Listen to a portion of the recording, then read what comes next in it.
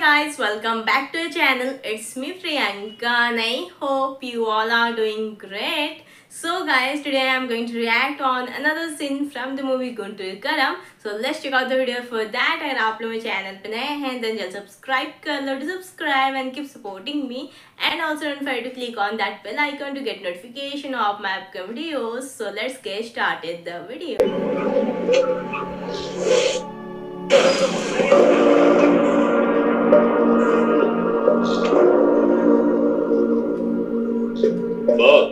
కాటమదు అంట మీ తాత పడదంటున్నాడు. అంతైంది పని.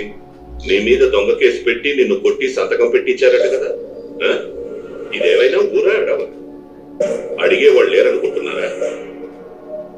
ఆవిడకి అగేనిస్ట్ గా నిన్ను నిలబడతా, 100 ఖర్చు పెడతా, అసెంబ్లీలో కూర్చోబెడతా. అవన్నీ సర్లే కానీ బాస్, ఈ గొడవ కొంచెం నీకెట్టా తెలుసు? వాళ్ళ డ్రైవర్ కి ప్రతి నెల నేను కూడా జీతం ఇస్తున్నా. అచ్చా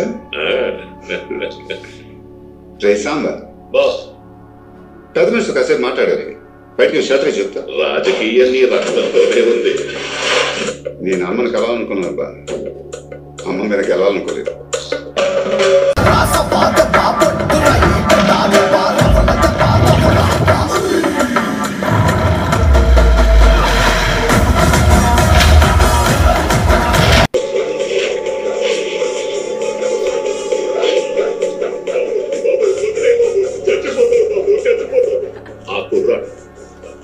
రావణని చూడగానే నాకు వచ్చిన ఫస్ట్ ఎమోషన్, మీ అమ్మకి అగేనిస్ట్ గా నిన్ను నిలబడతాను, నీ ఉద్దేశం ఏంటి అని అడిగాను. కౌగిలించుకున్నంత పనిచేశాడు. నాకు ఊపిరి ఆడలేదంటే నమ్మండి. నేను వెళ్తానన్నా కూడా వెళ్ళనివ్వడే. కాళ్ళు పట్టుకున్నాడు. మీ దగ్గర ప్రూఫ్ ఏదైనా ఉందా అని అడిగాను. అంతే, వెంటనే ఇంటికెళ్ళి ఎక్కడో పెట్టిలో దాచిన వాళ్ళ ఫ్యామిలీ ఫోటో తీసుకొచ్చి నాకు ఇచ్చాడు. వెంకటస్వామి, ఒకటే చెప్తున్నా, నీ మనవడ, ఈ మనవడ, రాజగోపాల వెంకటరమణ అని అడిగితే మేమందరం ఈ వెంకటరమణ వెనకాలే ఉన్నాం. ఇది మీరు తెలుసుకోండి, లేదా రేపు జనం మీకు తెలిసేట్టు చేస్తారు. ఈడాడు బాబులకు ఇంట్లో తలుపులు చూసుకొని కూర్చోడు, మన ఇంట్లో తలుపులు బట్టలు కొట్టుకుంటూ వచ్చేస్తాడు. ఎందుకంటే అతను royal Satyam, black and white.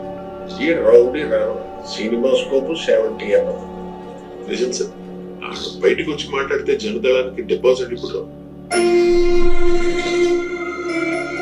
ఆడొక brake లేని లారీ ఎవడొస్తాడు.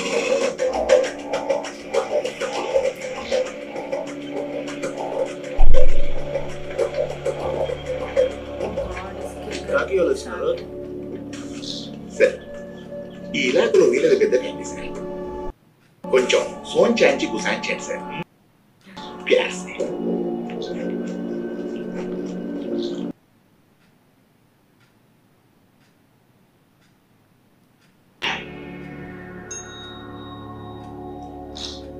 మొన్నేగా దసరా అయింది, చందాలు ఇచ్చేసాం కదా.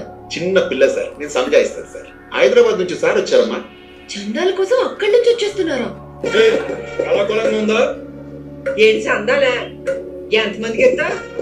వచ్చే ఏడాది వెళ్ళండి. నాకు తిక్కరేగిందంటే ఇంట్లో అందరూ లోపల వేస్తా. ఏంటి చందాలుగా అడే చూద్దాం. బాబు ఏంటి గొడవ? గొడవ లేదు. వెంకటరామన్ వస్తే హైదరాబాద్ తీసుకెళ్ళాలి. దారి తెలియకపోతే మనిషి నుంచి పంపిస్తాం. దానికి ఆడేందుకు? ఏందిరా ఒకడు తిన్నగా మాట్లాడి ఇంట్లో చెప్పాను కదా సార్, సోన్ చాయించమని.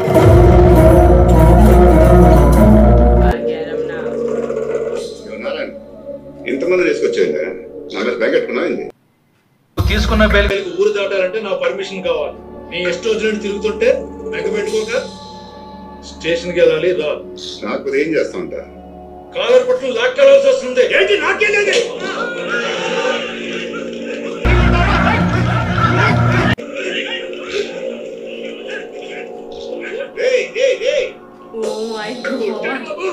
పోలీసులు రా, తీసుకెస్తారా? ఇది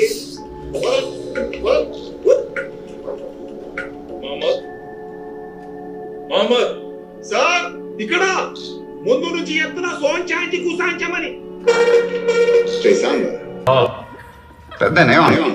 వదిలితే సంపేస్తా అంటున్నాడు. నారాయణ, వెంకటస్వామికి ఫోన్ చేశాడు కదా, నన్ను ఎత్తగలన్నాడు కదా, వెళ్ళి ముసలాడికి చెప్పు, టౌన్ గారి కాలు గంజి పెట్టింది కాదు, దానికి బాగా పొగరు ఉంటుంది, ముట్టుకుంటే కాలిపోతుందని చెప్పు.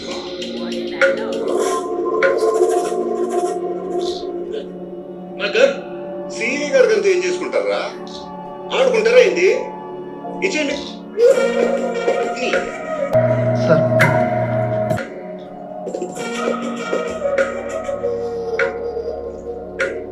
ఫోటో తీసేయిందిరా, పనికి వస్తుందని నన్ను వేసేద్దామని. సీఏ గారిని జీప్ ఎక్కించండి.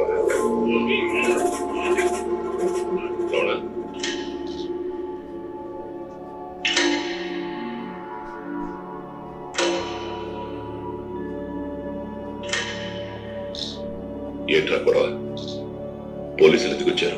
మీ వాడు మినిస్టర్ వసుంధర గారి ఇంటికి వెళ్ళాడు, వాళ్ళ మనుషులను కొట్టాడు, వాళ్ళ ఇంట్లో ఫర్నిచర్ బదులు కొట్టాడు, అడగడానికి వస్తే బెదిరిస్తున్నాడు. వాడిని వదలను చెప్తున్నా. ఇప్పుడు కాదు, ఇప్పుడు కాదు.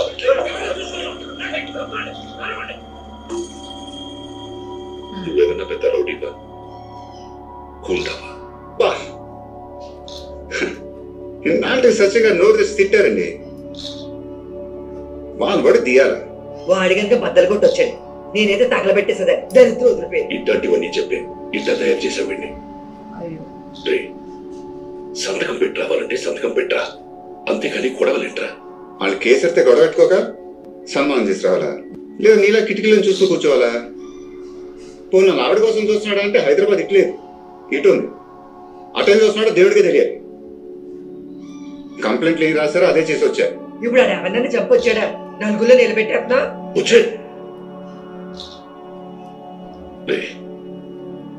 అది అసలు నన్ను ఎందుకు వదిలేసిందో తెలుసా?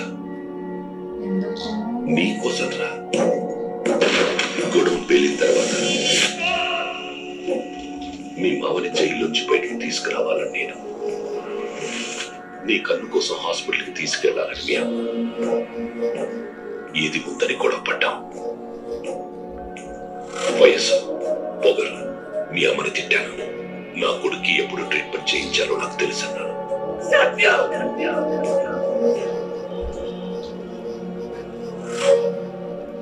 నిన్ను తీసుకెళ్లిపోతానంటే నాకు బుద్ధి లేక తలుపేయమన్నాను. ఇదిగో ఇది అన్నయ్య మాట చెబుతుంటది కదా, తలుపులేసేసి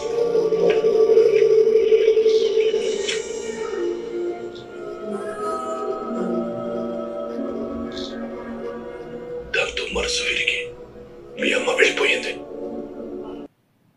వచ్చినప్పుడు కూడా మీ అత్త నీ గురించి అడిగింది. వాడి కంటికి ఏం కాలేదని చెప్పు బుజ్జి. ఇదివరకు ఇట్లా రాదంటున్నారు వదిన, వెంటనే చూపించి ఉండాల్సిందన్నారు.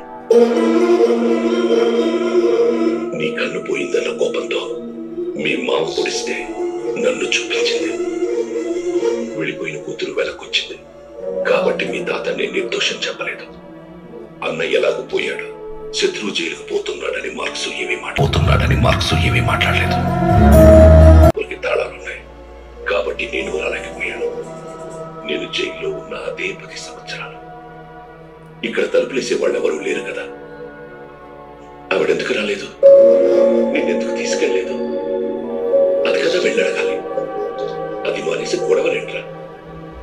నా సమస్యకి పరిష్కారం నాకు తెలియదు, అందుకే పైన గదిలో కూర్చొని కిటికీలోంచి బయటకు చూస్తున్నా. కానీ నీకు అసలు సమస్య ఏంటో కూడా తెలియదు, అందుకే నువ్వు కూడా మెట్లెక్కి పైకి వచ్చేస్తావు.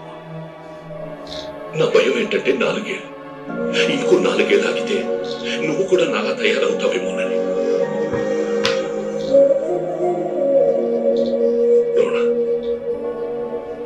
నా పెళ్ళ నన్నెందుకు వదిలేసిందో నాకు తెలుసు, కానీ నీ అమ్మ నిన్నెందుకు వదిలేసిందో నీకు తెలుసా?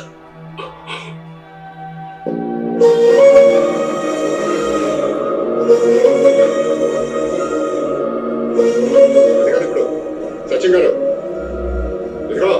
సత్యం గారు, ఆవిడ వదిలేస్తే నేనేం చేయాలి? వెళ్ళి బద్దలు పట్టిన ఫర్నిచర్ తిరిగిచ్చేసి అమ్మా నన్ను ఎందుకు వదిలేసావమ్మా చెప్పమ్మా అని అడిగితే ఆవిడని చెప్పేస్తా. నా చెయ్యి పెట్టుకుని పట్టు చీర కట్టుకొని తిరిగి వచ్చేస్తా.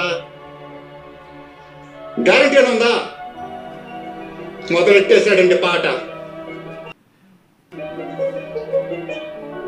ఆవిడ కొట్టుద్ది, ఈయన బాధపడతాడు. ఏడ్చే ఛాన్స్ కూడా ఎవరు మనకి? రావణ్ గారు మాత్రం రోడ్డుకి లాగేశారు. మన లైఫ్ కి సెట్ అయ్యి మంచి క్యాప్షన్ దొరికిందిరా. కిటికీలోంచి చూసే నాన్న, తలుపులు వేసేసి అమ్మ, ఇదిగో వీధుల్లో తిరిగే కొడుకు. పువ్వుంది గరిటెట్టుకొని, మలుపుంది వాసన చూడటానికి. మిరపకాయ అందుకే పక్కన ఇట్టింది. ఏంది అడిగేది?